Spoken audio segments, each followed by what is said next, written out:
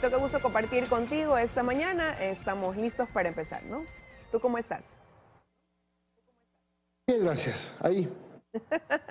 Bueno, vamos a contarles quiénes nos van a acompañar más adelante en nuestro segmento de entrevistas. Estará con nosotros Osvaldo Coronel, gobernador de Cotopaxi, a propósito de que el volcán desde octubre del año pasado tiene estas emisiones de ceniza producto de un proceso eruptivo que han dicho pues no es para alarmarse, pero sin embargo los moradores, sobre todo los comuneros de la zona, están preocupados por las afectaciones que ya viven y sienten porque este proceso se ha incrementado desde diciembre pues y lo que va de enero de este año. Y vamos a conversar con la presidenta ejecutiva de la Cámara de Industrias, María Paz Gervis, sobre las mesas productivas que se instalaron esta semana entre el gobierno y los sectores empresariales del país. ¿Cuáles son los objetivos y qué expectativas se tiene de esta mesa de diálogo? Le vamos a preguntar a María Paz. Vamos por ahora a empezar con el desarrollo de la información.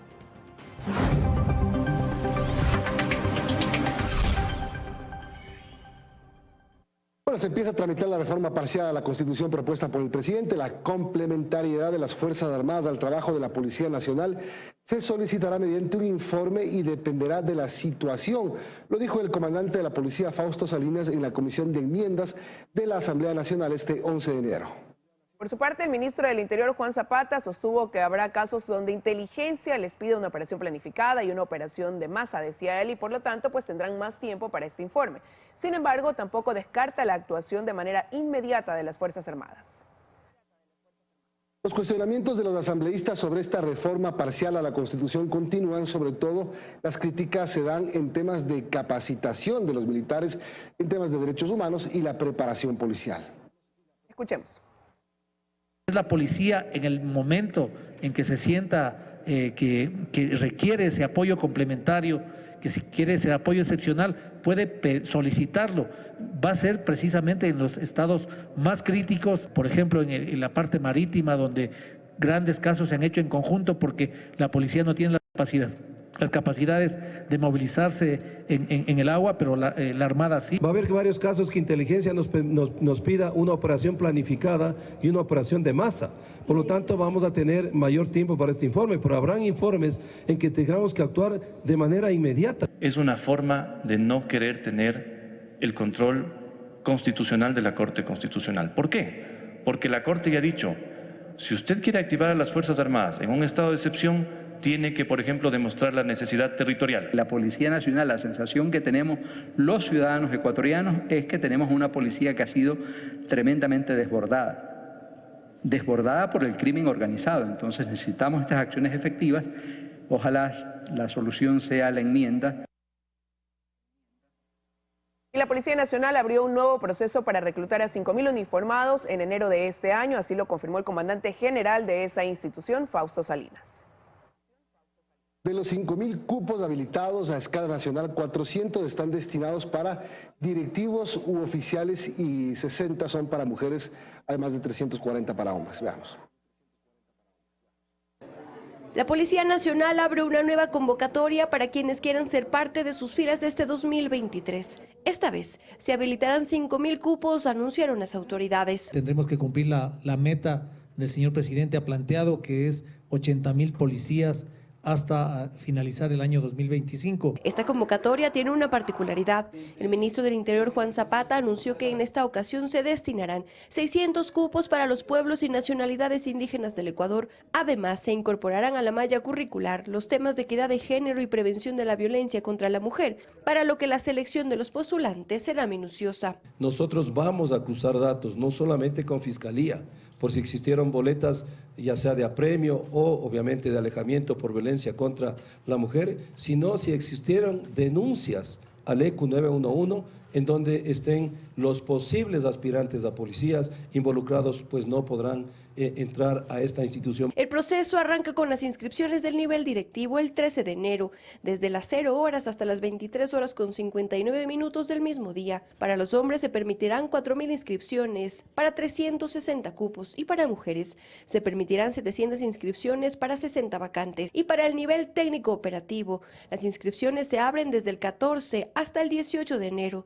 y se harán según el último dígito de la cédula. Para ello se habilitarán 3,800 cupos. El ingreso ingreso será únicamente para quienes cumplan los requisitos, den las pruebas y obtengan los resultados apropiados. Los requisitos se han establecido de acuerdo al nivel al que usted quiera ingresar. Para el nivel directivo, los postulantes deben tener entre 18 y 22 años, la nota de Cenecit mínimo 800 puntos y una estatura para hombres de 1,68 y de 1,57 para mujeres. Y para los pueblos y nacionalidades indígenas, quienes deseen postular deben estar entre los 18 y 22 años, la nota de Cenecit mínimo 700 puntos y la estatura 1,65. Usted puede inscribirse ingresando al portal web www.reclutamiento.policia.gov.es.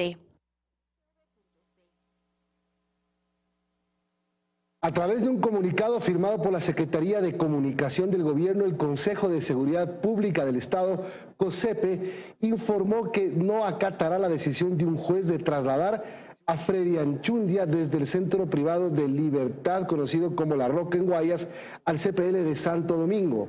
La decisión del traslado fue del juez José Javier Julián Herboso de Santo Domingo, ¿no? Y ante esto, pues el presidente de la República también se pronunció a través de su cuenta de Twitter, Milton. Así es, en su cuenta de Twitter el jefe de Estado escribió: cuando los jueces actúen como deben, nosotros acataremos sus órdenes. Así es. Bueno, veremos qué trae como consecuencia pues esta decisión, ¿no?, del COSEPE, donde decían que van a respaldar al SNAI también en todo lo que tenga que hacer una vez que no acatarán esta decisión del juez. Fuerte y polémica lo que dice el presidente en su tuit, ¿no? Sí, por eso decía, veremos qué reacciones trae el día de hoy. Y a propósito del presidente Guillermo Lasso, pues viajará a Madrid, España y a Davos, en Suiza, desde este viernes hasta el 19 de enero. Sí, el primer mandatario cumplirá una agenda en España durante 3 días y en Suiza otros 4, donde participará de la reunión anual del Foro Económico Mundial 2023. Guillermo Lasso viajará con una comitiva conformada por 10 funcionarios públicos y con la compañía de su esposa también. Entre sus acompañantes está el canciller de la República, Juan Carlos Holguín, el ministro de Comercio Exterior, Julio José Prado, el ministro de Economía, Pablo Arosemena. Este viaje oficial constituye el segundo que realiza Lasso en lo que va del 2023. La noche del martes en cadena nacional el presidente Lasso anunció, argumentando una mejora en la economía, una reducción en 3 impuestos. Así es, horas después los encargados del Ministerio de Economía y también del Servicio de Rentas Internas dieron ya más detalles. Hasta el 31 de diciembre el impuesto a la salida de divisas del ISD se reducirá de 4 a 2%. Técnicamente, Milton y amigos, el gobierno solo fraccionó la reducción, puesto que la disminución del ISD al 2% debe entrar en vigencia a partir de enero del 2023 por resolución de la Corte Constitucional. En otro punto, pues se mantiene también, hay que decir, la reducción del IVA del 12 al 8% para el sector turístico durante los feriados de Carnaval, Semana Santa, Día de los Difuntos e Independencia de Cuenca. De los 140 millones de dólares de este año, alrededor de 100 millones de dólares es por concepto de ISD. Y el próximo año lo que estamos poniendo en el bolsillo de la gente son alrededor de 450 millones de dólares y el grueso de eso es por el ISD, que ya no va a estar en el fisco para bajar el déficit fiscal, sino que va a estar en el sector privado. Hemos reducido, no eliminado este ISD, lo hemos reducido contundentemente a un nivel que es apropiado, 30%, para poder fomentar que las empresas de seguridad, por ejemplo, reduzcan sus costos para poder renovar su equipamiento.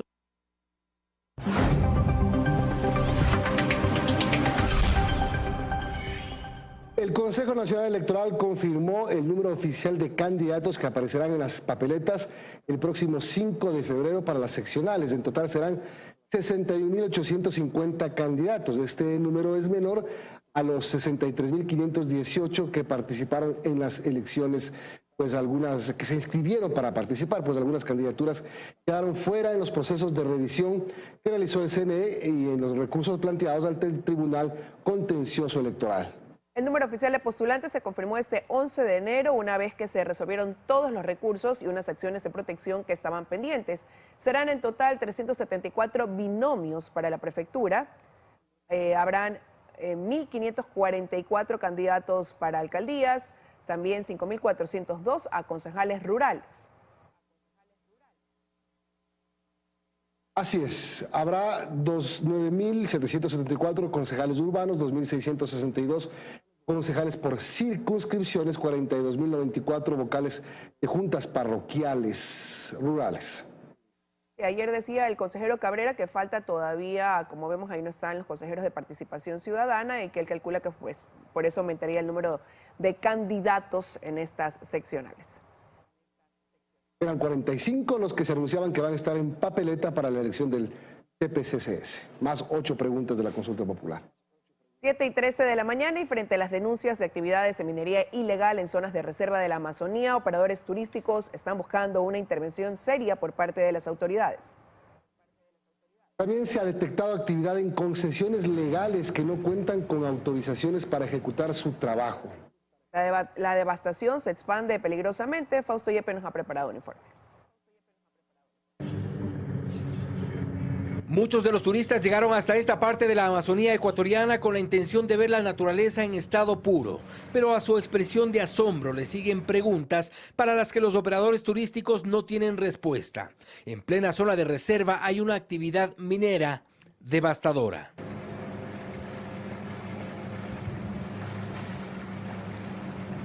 Hay una zona que se llama el Guambuno, que es una zona devastada totalmente por la minería ilegal, donde los operativos no llegan y que creo que incluso el operativo que se hizo en Naranjalito o la zona de destrucción ahí no es nada frente a otras zonas que están un poco más retiradas. En el Bajo Napo se asientan algunos de los principales destinos del turismo ecológico y de aventura. Desde hace algunos años el Ministerio de Turismo ha declarado varios ríos de la provincia de Napo como de interés turístico. Entre ellos, el río Hatunyacu, ahora intervenido en varios tramos con actividades de minería ilegal. El río Napo igualmente intervenido por varios kilómetros con actividades ilegales y concesiones sin autorización aún. Es un desastre. Es un desastre. Yo creo que han circulado ya varios videos de turistas, de gente que justamente viene al Ecuador. El Hatunyacu, que es como el inicio del río Napo en su parte alta. Imagínate que esté devastado en muchísimos puntos y toda esta minería se extiende hasta nuestra parte. Esta vez se han juntado ambientalistas, comuneros y operadores turísticos para hacerle frente a un problema que se expande sin resultados alentadores, de un supuesto control al que las mafias de la minería ilegal le burlan en cada operativo. El efecto de esta indiscriminada actividad ilegal, dicen los habitantes de la zona, se siente ya en los niños. En la falta de agua, la contaminación es progresiva. Difícil de hacerlo porque la mayoría de todos estos químicos como el mercurio, cianuro que se utiliza en la minería está siendo arrastrado y en la parroquia Chonta Punta tenemos informes de graves daños a la salud, sobre todo en la piel, por el tema de la contaminación del principal río de ellos, que es el río Napo.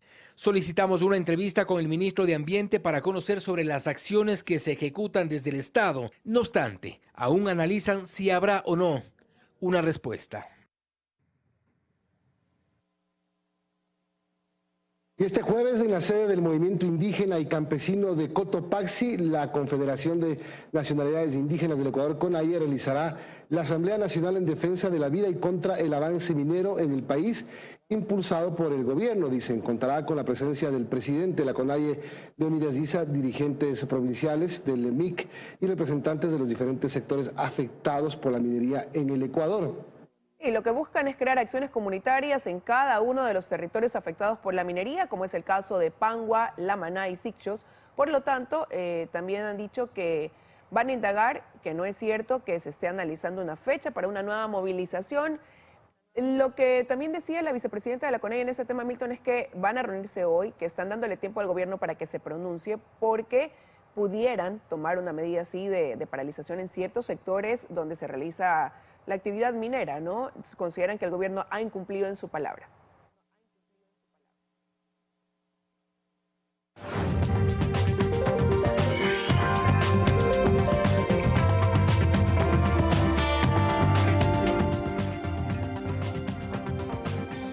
Algunas previsiones para hoy a las 10 de la mañana, rueda de prensa. El rol del CES en la ampliación de la oferta académica en el 2022 y retos para el 2023 es el Consejo de Educación Superior. Y a las 10 de la mañana también se realizará la entrega del área subvencionada a productores de Cayambe, lo hará el Ministerio de Agricultura y Ganadería. 10:30, rueda de prensa de lanzamiento de la campaña Violeta sí, violencia no, de la coalición Violeta. El presidente de la República, Guillermo Lasso, cumplirá agenda el día de hoy en Morona, Santiago. A las 10 de la mañana se realizará la colocación de la primera piedra y explicación técnica de la construcción del puente sobre el río Upano. 11 de la mañana, un encuentro ciudadano por la cantonización de Sevilla Don Bosco. En la tarde, en Quito. A las 6 de la tarde será la presentación del libro Los Diálogos, el camino del encuentro. 7:18, vamos a la pausa y regresamos ya mismo con más. Ya volvemos. 7:21 de la mañana, continuamos con más información. La jueza Irene Pérez declaró la validez de todo lo actuado en el caso Ispol por el delito de peculado. Así es, así que avanza ya el proceso de juzgamiento, la audiencia previa en la que se formularán los cargos y luego será la etapa de juicio.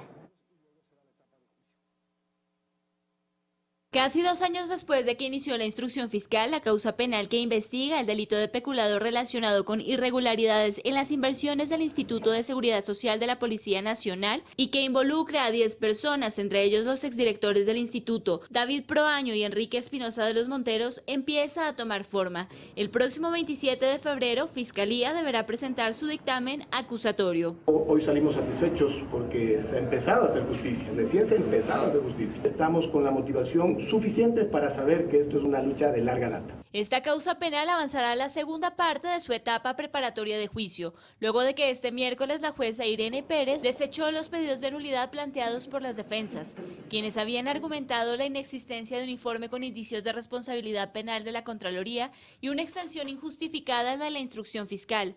La jueza, por el contrario, declaró la validez de todo lo actuado. Nuestros argumentos eran sólidos y sobre todo debe tenerse en cuenta que quien se ve afectado no son solo los derechos de los procesados en este caso, sino también el proceso en sí. Aquí la jueza lastimosamente no ha visto no solo que se ha demorado el plazo de instrucción más allá de lo que establece la ley, vulnerando derechos, el plazo razonable, sino además no se ha despachado ni siquiera diligencias de investigación que eran importantes, vitales para la defensa. En este caso, Fiscalía investiga la negociación por $216 millones en operaciones efectuadas entre 2017 y 2019 por el Pacto de Recompra de Bonos Global 2024 entre los directivos del ISPOL y las compañías Ifcor Investment y Capital Ventura. De acuerdo al actual director del ISPOL, Renato González, por las irregularidades en las inversiones del ISPOL se han abierto alrededor de 20 expedientes en Quito y Guayaquil. La mayoría permanece en indagación previa.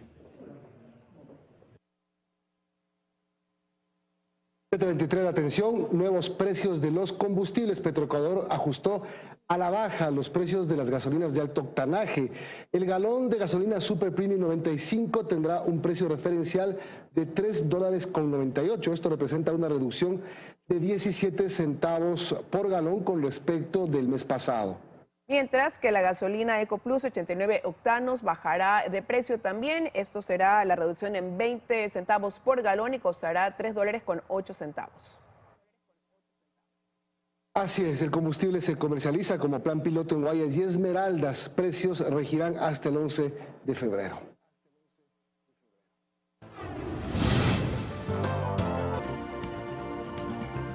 A 7:32, vamos a conversar con la presidenta de la Cámara de Industrias, María Paz Hervis. María Paz, gracias por acompañarnos, buen día. Bueno, el año empieza con esta expectativa y este plan de una mesa de trabajo entre el gobierno y el sector empresarial del país. ¿Buscando qué? Así es, buenos días Milton, a quienes nos escuchan esta mañana. Bueno, ciertamente a finales del año pasado el gobierno nacional nos extendió una invitación a los representantes del sector privado para tener mesas de diálogo. ¿Con qué objetivo? En términos del gobierno, para mantener un diálogo constante. Y nosotros del lado empresarial, ¿qué pedimos? Pedimos mayor cercanía. Con frecuencia esta cercanía se suele entender como que queremos privilegios. No, nosotros también queremos estar en la mesa. Como otros sectores están en la mesa, nosotros creemos que hay muchas demandas ciudadanas. Nosotros siempre las llevamos por la vía pacífica, sin dejar de trabajar ni un solo día. Pero creemos que hace falta un diálogo mucho más directo y dinámico con quienes generamos empleo y que nos preocupamos evidentemente por decisiones que a veces se toman sin mirar a ver las condiciones técnicas que nosotros planteamos. Ustedes pidieron, me refiero al sector empresarial del país, estar en las mesas de diálogo con el sector indígena. El gobierno dijo que no. Y se fueron por ese lado. Ahora, ¿no es abrirse más frentes de trabajo entre las mesas de diálogo con los indígenas, el sector empresarial y el gobierno? Tres posiciones que a veces no son compatibles o no son exactamente iguales o son diametralmente opuestas. ¿Cómo empatar todo esto para que el país vaya hacia adelante? Bueno, no son tan distintas como la gente cree, porque como todo no podemos hablar de una sola persona del sector empresarial, depende con quién se esté hablando. Los objetivos son los mismos, pero las formas de buscar llegar son diferentes. Y le pongo un ejemplo, el salario básico unificado. Cada vez que hay una reunión en diciembre para buscar el incremento salarial, las posiciones son distintas. El gobierno dice una cosa, los empresarios dicen otra y los trabajadores buscan otra. Ahí está un ejemplo de que sí en el camino son distintas. Claro que sí, pero creo que el objetivo de fondo es tener un ambiente de paz, un ambiente de democracia, un ambiente próspero, de seguridad jurídica, que nos permita seguir generando empleo y seguir trabajando. En ese sentido, ciertamente nosotros como sector empresarial y muchos otros sectores de la sociedad civil no podíamos dejar de sorprendernos que habían unas mesas y que se sentaba y se tomaba decisiones sobre temas que nos importan a todos. Pero bueno, esa fue la decisión del gobierno nacional, sobre eso nosotros no podemos pronunciarnos. Y estamos hacia adelante. Por supuesto. Y también la postura del sector empresarial y de la Cámara de Industrias y Producción es que siempre estamos abiertos a todo tipo de diálogo.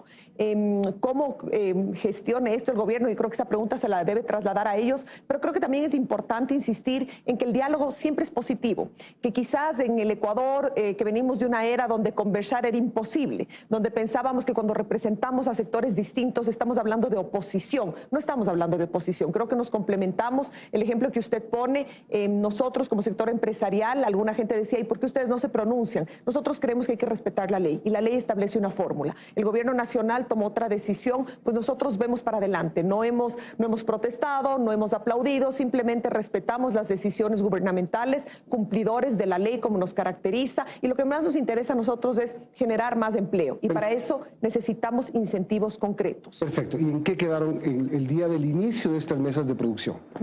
Bueno, quiero comentarles que ha sido un inicio interesante. En las semanas previas que se trabajaba desde la Cámara de Industrias y Producción, nosotros hicimos una propuesta, una serie de términos, conversando, siempre dialogando en el marco del Comité Empresarial Ecuatoriano sobre varios temas que nos importan, ¿no es cierto? La primera mesa es una mesa que se llama de tramitología y competitividad. Y la gente va a decir, bueno, ¿por qué? Cuando hablamos de competitividad, este es un marco súper amplio, ¿no es cierto? Y quizás en lenguaje un poco más cotidiano, ¿qué es la competitividad? Es poder ser igual de eficientes para poder insertarnos en el mercado internacional, como es la tendencia mundial, pero también como nos arrojan los nuevos acuerdos de libre comercio. Nosotros en el Ecuador tenemos que enfrentar una serie de condiciones de burocracia, de tramitología, de papeles, de certificados duplicados, de tiempos muy extensos, que nos roba tiempo y eso encarece la producción, sin mencionar que el costo laboral aquí es muy elevado. Entonces nosotros lo que planteamos, al menos en términos de tramitología, es poder revisar con las oficinas de control, con las autoridades de control, algunos certificados que aunque a veces suena anecdótico, pero a todos creo que nos pasa en la vida cotidiana, ¿no es cierto? Se acepta la cédula, por poner un ejemplo, o algún certificado de forma digital, sí se acepta, pero por si acaso tráiganos el impreso, ¿no es cierto? Y cuando traes el impreso, tienes que llevar en blanco y negro y en color, por si acaso se les ocurra pedirte una de las dos. Exactamente. Entonces, esta situación casi que ridícula, caricaturesca, que nosotros como ecuatorianos y ecuatorianas hemos enfrentado tradicionalmente en la burocracia. Pero el gobierno empezó, por ejemplo, con el tema trámite burocrático cero, y estamos cerca de cumplir 2 años. ¿Cómo va ese tema? No ha sido tan así. Nosotros entendemos que existen muchas complejidades que derivan de la estructura normativa, que quizás no todo es sujeto de un decreto ejecutivo, que no todo se puede cambiar. Pero por eso es que nos parece importante sentarnos con los distintos sectores. Hablamos sobre todo del decreto 68, que efectivamente en el año 2021 el Gobierno Nacional sacó, que habla sobre simplificación de trámites. Pues no se han simplificado tanto. Ok, entonces, esa es una de las mesas, simplificación de trámites. Otra, competitividad. No, esto se enmarca dentro de la competitividad, porque nosotros decimos, para ser competitivos hay que revisar muchas cosas. Tenemos que ser ágiles. Por supuesto. Después tenemos planteada hasta ahora una segunda mesa que se habla de seguridad. Y nos preguntan, bueno, ¿y por qué ustedes vienen a hablar de seguridad? Pues si eso no es un tema del sector productivo. No, por supuesto que es un tema del sector productivo, porque cuando hablamos de la seguridad, y en este sentido nos referimos a seguridad ciudadana, hablamos de las pérdidas millonarias que suponen una serie de condiciones que tenemos que enfrentar todos los días en la producción. Y no me refiero solo a la delincuencia cotidiana. Seguridad ciudadana y seguridad jurídica. Bueno, el tema de seguridad jurídica estaría en otra mesa, no es lo mismo. Cuando hablamos de seguridad ciudadana hay un costo que no se mira, que tiene que ver, por ejemplo, con esto que se dice en lenguaje común, las vacunas, ¿no es cierto? Que son estas extorsiones que los camiones repartidores tienen que enfrentar, que es el costo que nuestros empleados o mano de obra tienen que enfrentar para llegar a sus lugares de trabajo, que es el costo que las empresas tenemos que invertir para dar seguridad privada porque la seguridad pública no nos alcanza. Sin embargo, quiero que sepan que la metodología de estas mesas la ha planteado el Gobierno Nacional. Nosotros siempre prestos para preparar los temas, para debatir al interior. Hasta ahora conocemos los temas de las 2 primeras mesas, no conocemos más. ¿Y cuál es la metodología?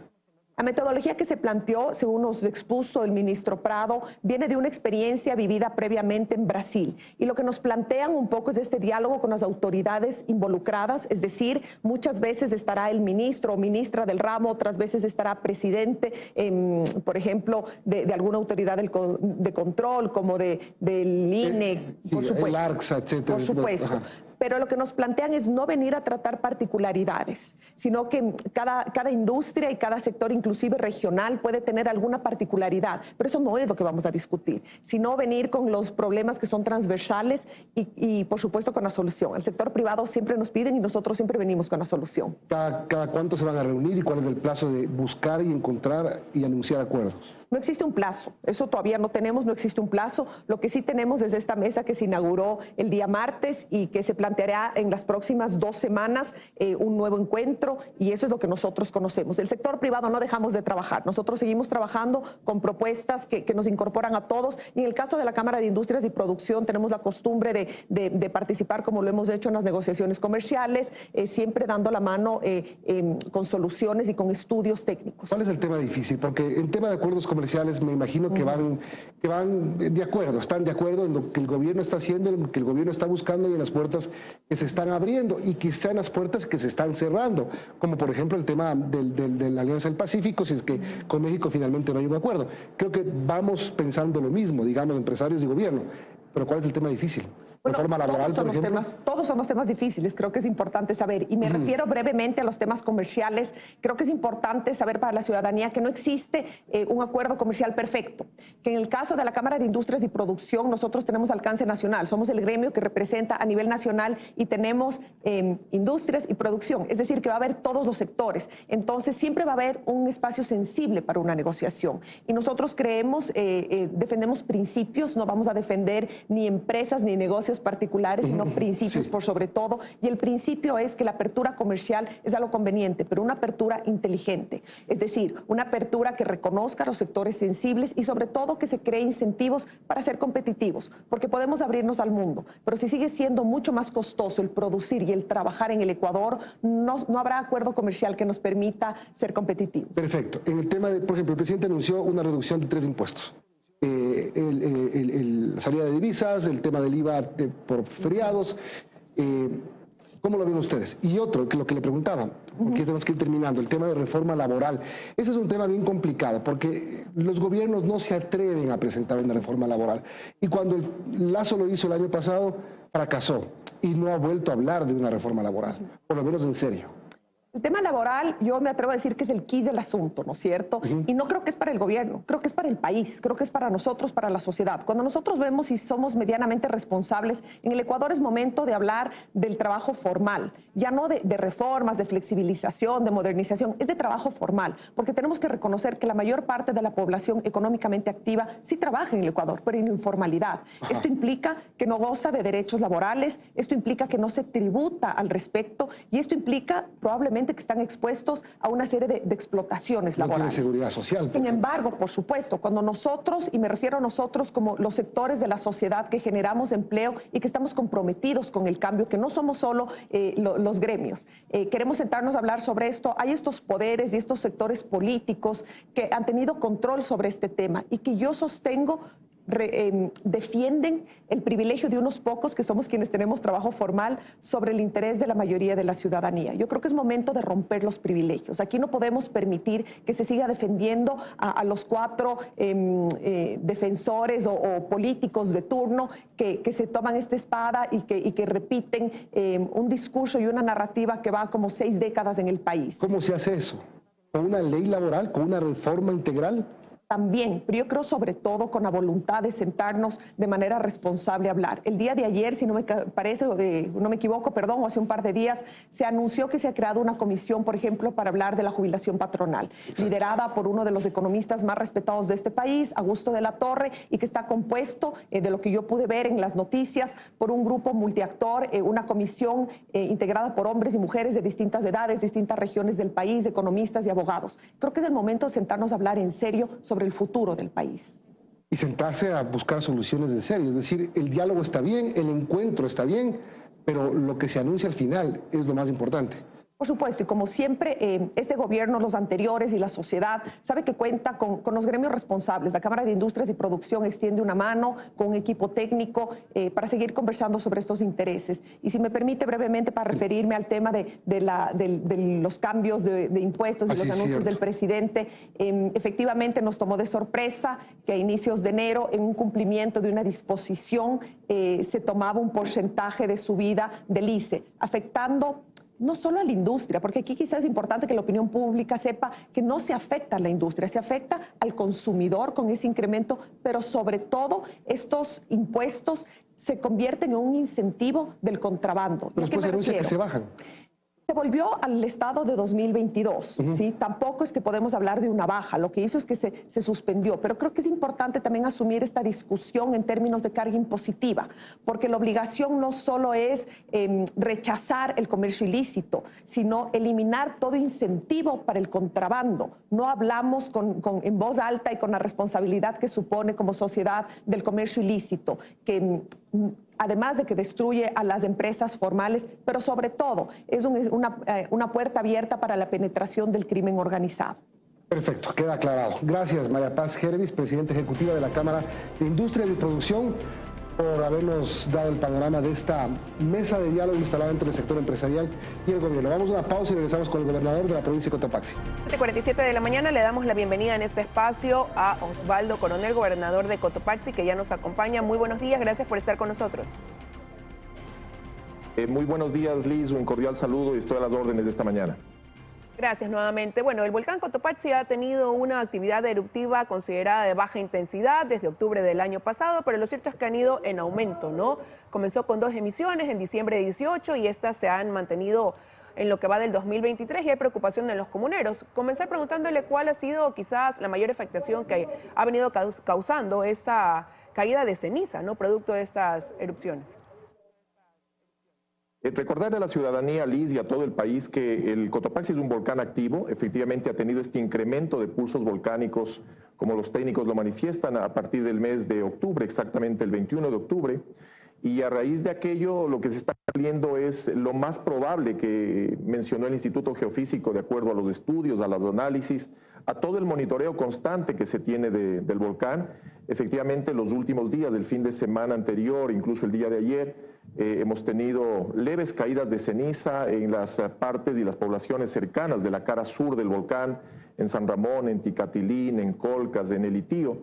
He estado ayer al mediodía junto con los técnicos del Ministerio de Agricultura y Ganadería, del Ministerio de Ambiente y Agua, de Salud, reuniéndome con las comunidades. El Servicio Nacional de Gestión de Riesgos está muy activo. Las principales preocupaciones son las que toda la ciudadanía tiene cuando tenemos efectos de caída de ceniza.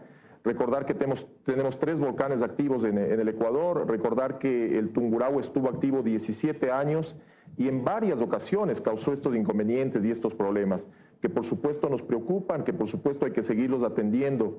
Entre todos, que tenemos que seguir prevenidos, tenemos que seguir capacitándonos y sobre todo saber que el riesgo está ahí, la amenaza está ahí y lo que corresponde es que trabajemos responsablemente para tener los planes de contingencia listos, que la ciudadanía esté capacitada, que esté concientizada. Yo en muchas ocasiones lo he dicho, quiero repetirlo esta mañana, sobre todo los cotopaxenses tenemos que hacer parte del ADN nuestro, el vivir con el riesgo y tener la capacidad de reacción adecuada ante cualquier emergencia o cualquier evento adverso que podría producirse, en este caso por Cotopaxi o por riesgos telúricos, o como tuvimos el año anterior, los riesgos de inundaciones en la zona del subtrópico. Gobernador, pero precisamente usted ha dicho, ¿no? El Cotopaxi es un volcán activo, entonces, y ante lo que está sucediendo, que si bien por ahora es de baja intensidad, pero esto ya causa preocupación en quienes viven, sobre todo en los sectores aledaños, ¿no? Hay gran parte de la población que es ganadera, por ejemplo.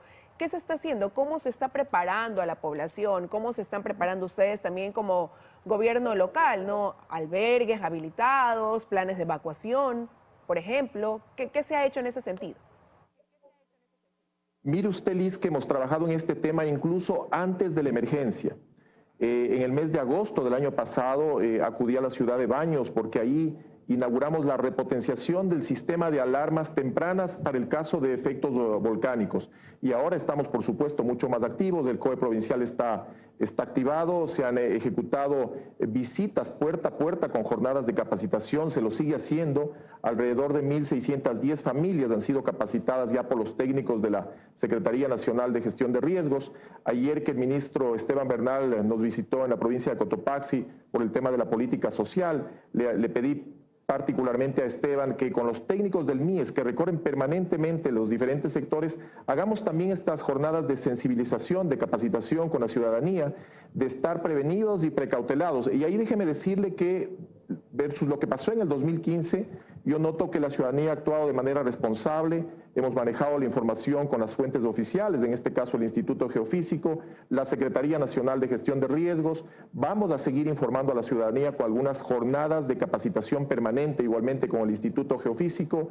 Pude reunirme y visitar las instalaciones el día martes anterior, revisar todo el sistema de monitoreo, revisar todo el sistema que tenemos desplegado en cuanto a alertas tempranas, también de comunicación. Tenemos vigías permanentes en cada uno de los sectores y la parte particular respecto de lo que es producción y de la parte ganadera, de la parte agrícola, por supuesto que nos preocupa a todos y ahí la afectación puede ser mayor con la caída precisamente de ceniza, de tal manera que hay que adecuarse a este tema y obviamente tratar de mitigar los riesgos y que sea lo mínimo posible. Usted dice, gobernador, en ese sentido la afectación puede ser mayor al referirse a la parte ganadera, pero lo cierto es que conversando con comuneros de la zona, ellos reconocen que hay capacitación que todavía no ha llegado a todos, que hay establecidos puntos de encuentro, pero por ejemplo, que no se materializan acciones, que no hay albergues, que se les ha dicho que sí, que los animales se pueden ver afectados y lo que deberían hacer, pero no hay un soporte quizás de darle los instrumentos que necesitan para poder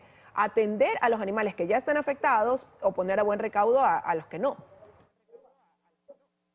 Recordar que este es un proceso, como usted bien lo mencionó al inicio, que ha ido en ascenso y en función de eso también está la capacidad de respuesta. La primera respuesta la tiene la misma ciudadanía. Les hemos pedido que observen las normas de protección ante una caída de ceniza. La principal acción es que los animales estén protegidos, especialmente bajo techo. El Ministerio de Agricultura y Ganadería se encuentra ya desplegado. Tenemos bancos de alimentos, sobre todo para lo que significa ensilaje y poder dar de comer a los animales, porque la principal afectación es el tema de pastos. El ministro de Agricultura estuvo presente el viernes anterior en Cotopaxi, hicimos una reunión con todos los presidentes de los GAT parroquiales. Los técnicos del MAG igualmente están visitando cada uno de los posibles sectores afectados y en conjunto con la comunidad, porque de eso se trata, poder tomar las mejores decisiones.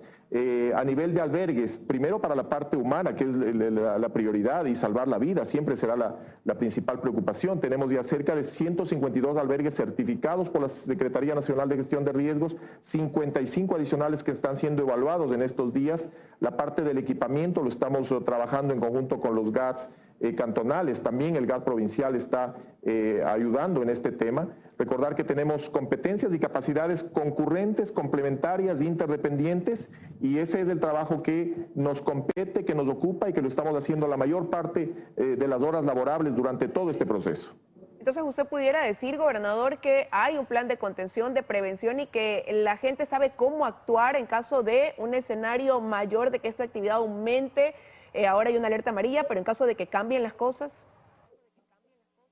Ese es otro tema importante que hay que decirle a la ciudadanía. La gran diferencia versus lo que ha pasado en el 2015 es que sí está estructurado, sí está elaborado, los planes de contingencia están prácticamente listos. Lo que corresponde, y lo vamos a hacer este fin de semana próximo, es interactuar y acoplar los distintos planes, porque reitero, entre ellos son interdependientes, unos dependen de los otros, y son en todos los sectores, Liz, permítame decirlo, en tema de provisión de agua, en tema de educación, en tema de salud, en tema de vías, en tema de energía, en tema de medios de vida y producción, en tema de albergues, en tema de seguridad, en tema de telecomunicaciones. Es decir, todo esto hay que revisarlo y todo esto tenemos que complementarlo entre todos. Los primeros ejercicios, porque lo que la gente piensa y cree es que los ejercicios de evacuación, por supuesto que son importantes, pero son importantes cuando uno tiene todo el backup, tiene toda la parte operativa lista, sabe cómo tiene que actuar, rutas de evacuación, señalética, capacitación a los distintos sectores. Recordemos que cuando hay una evacuación, hay niños, hay personas adultas mayores. Los planes de contingencia familiar son importantes. Mucho dependerá en caso de que suceda. Yo tengo un optimismo de que no suceda y que no tengamos que aplicar estos planes, pero sí tenemos que tenerlos listos. Dependerá de la hora del día a la que suceda, dependerá mucho de la intensidad. Ratificar que hoy por hoy el escenario, como lo ha dicho el geofísico, más probable es que sigamos teniendo estos eventos de ceniza, de vapor, de gases, que se los tiene monitoreados, que se los tiene controlados, y sobre todo el principal afectación inmediata, la caída de ceniza. Acá en Quito tuvimos caída de ceniza el 26 de noviembre, caída de ceniza el 20 de diciembre, a lo mejor lo tendremos en los próximos días, mucho depende de la dirección del viento, y reitero, lo que corresponde es estar preparados, de estar organizados, estar tranquilos, pero también alertas y vigilantes. Esa es la actitud que tenemos que tener todos los ciudadanos. Es que precisamente eso es lo importante, socializar estos planes también con la comunidad, con la ciudadanía, pero ahí hay ciertos reclamos de la parte rural, básicamente, donde dicen no llega la información todavía, gobernador, no la conocen. No tienen acceso. Yo le estoy dando datos, cifras. Tenemos 1.607 familias capacitadas. Hemos empezado priorizando, como corresponde, la zona sur de la cara sur del volcán, y estamos avanzando hacia el sur con todas las jornadas de capacitación. En Mulaló, que es la principal parroquia que podría tener la afectación, ahí se han capacitado a cerca de 1.300 familias. Hemos avanzado hacia Josehuango con 297 familias. Estamos pasando sobre el costado occidental, que puede recibir caída de cenizas en las parroquias de Pastocalle, la parroquia de Toacaso, de tal manera que incluso hacia el sur, también el cantón Latacunga, la parte matriz del cantón Latacunga, el cantón Salcedo. Reitero, este es un compromiso permanente y constante. La próxima semana estamos lanzando un programa comunicacional en una red con todos los medios locales y regionales en una primera instancia. 5 minutos con el Cotopaxi, se lo va a difundir los días lunes para ir informando la situación del volcán y a su vez ir dando los tips de capacitación que toda la ciudadanía requiere. Sin duda en esos temas son claves la información y la prevención. Quiero agradecerle, gobernador, que nos haya acompañado esta mañana. Que tenga un buen día. A usted muchísimas gracias por la oportunidad y reitero, estar alertas, estar vigilantes y con actitud responsable. Muchísimas gracias. Son las 7:58 de la mañana. Con esto ya estamos también concluyendo esta emisión de Noticias. Milton, ahí estás. Así es, Liz, amigos, nos despedimos. Vienen ya las noticias locales. Tengan un buen día. Buen día.